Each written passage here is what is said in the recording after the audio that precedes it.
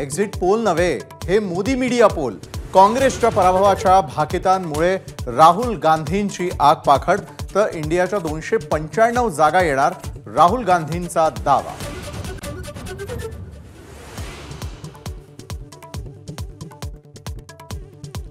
Exit poll नंतर सांगलीच्या जागेवरून महाविकास आघाडीमध्ये पुन्हा वाद. विशाल पाटलांच्या विजयाच्या अंदाजानंतर राऊतांचा आक्रमक पवित्रा, तर नाना पटोलेंचा राऊतांवर पलटवार.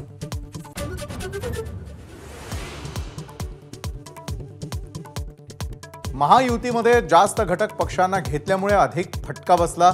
बच्चू कडू यांनी साधला निशाणा.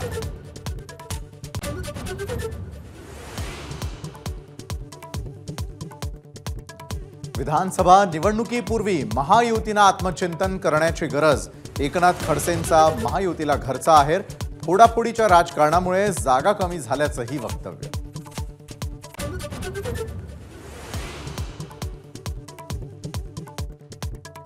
पक्षांच्या आदेशामुळेच निवडणूक लढलो, पराभव झाला तरी खचणार नाही, विजय झाला तरी माजणार नाही. एक्झिट पोल नंतर सुधीर मुनगंटीवारांची सावध प्रतिक्रिया.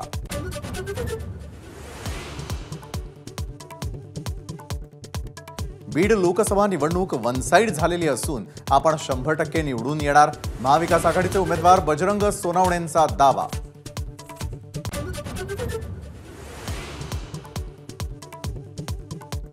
लोकसभेच्या निकालानंतर भाजपला नवा राष्ट्रीय अध्यक्ष मिळण्याची शक्यता.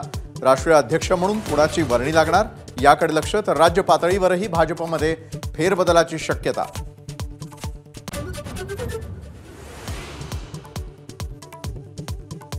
अरुणाचल प्रदेशमध्ये अजित पवार गटानं 3 जागा जिंकल्या, भाजपला स्पष्ट बहुमत.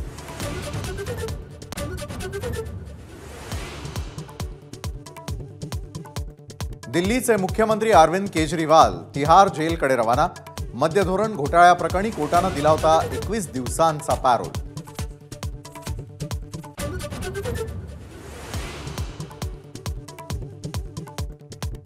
पुणे अपघातानंतर रक्त चाचणीसाठी अल्पवयीन आरोपीच्या आईचे रक्त नमुने वापरले, चौकशी अधिकाऱ्याचा कोर्टात खुलासा.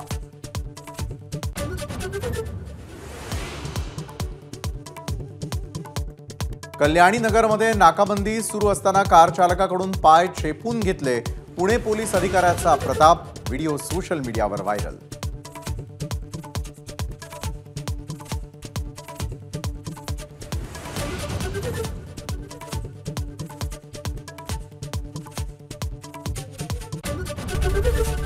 एबीपी माझा, उघडा डोळे बघा नीट.